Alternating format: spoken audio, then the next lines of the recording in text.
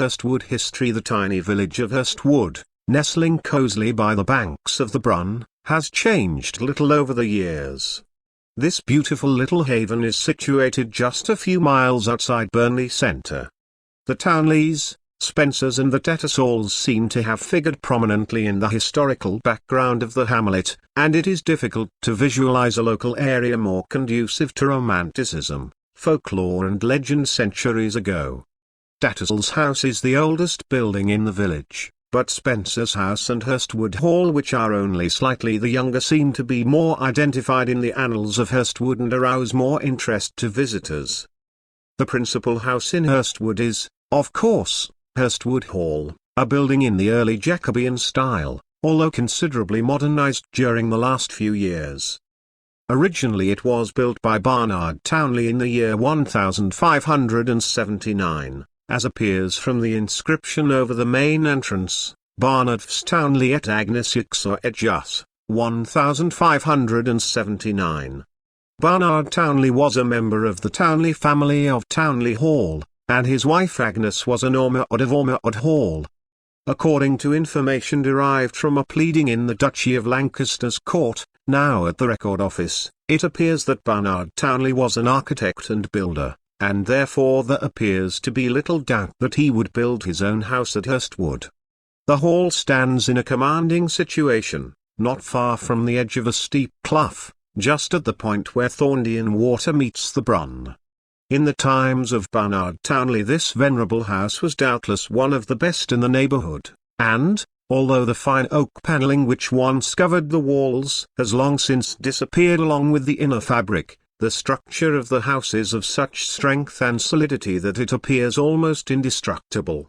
Nowadays the hall has taken on a more modern look, but it still retains the architectural style and quality of its origin. On the other side of the lane leading to Foxstones, and opposite Spencer's house, is a plain oblong building, now occupied as a cottage, that is believed to have been built at the same time as the hall. It is generally supposed that this building was intended as a chapel, or possibly a school.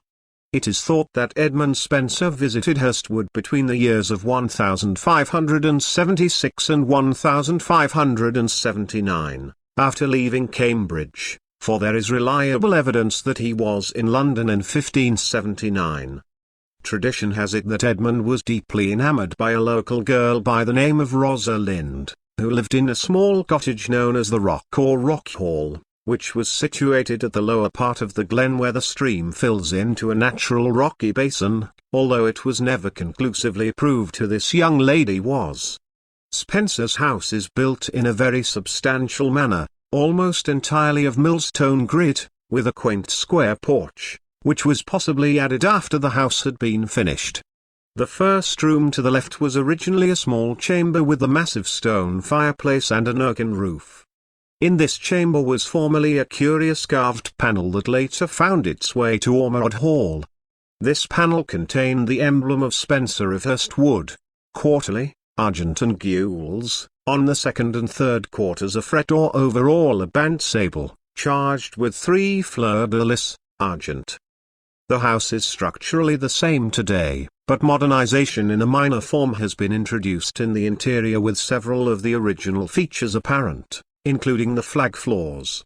The dining room contains what must be one of the few coffered ceilings in the area and certainly one of the most attractive.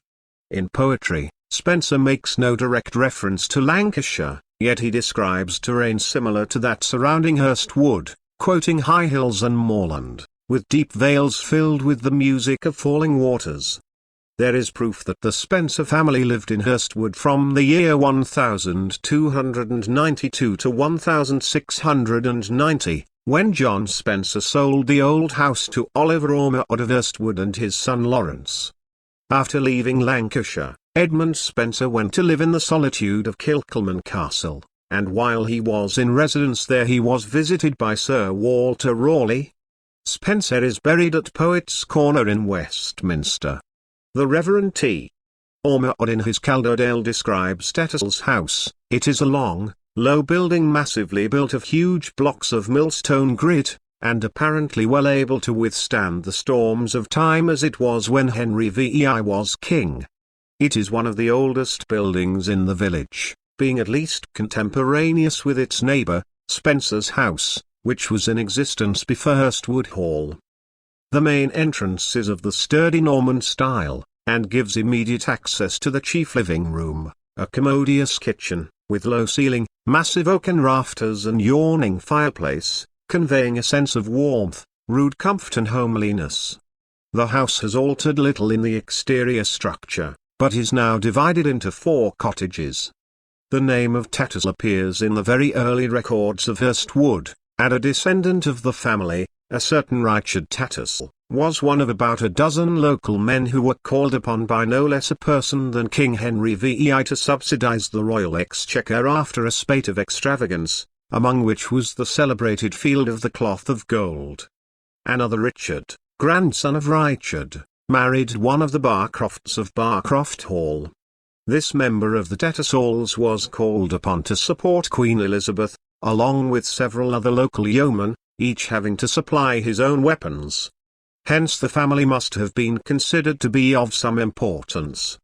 A later member of the family, yet another Richard, born in 1724, second son of Edmund and Anne Tattersall, was educated at Burnley Grammar School, and was a sturdy supporter of the young pretender, and it is said that he was only prevented at the last moment from joining the insurgents by the intervention of his father. Because of this the lad left home and later joined the household of the Duke of Kingston.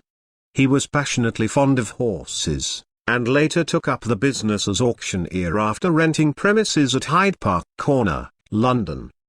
From this modest beginning, Tattersall's Ring has become the biggest name in the world of horse racing and the turf.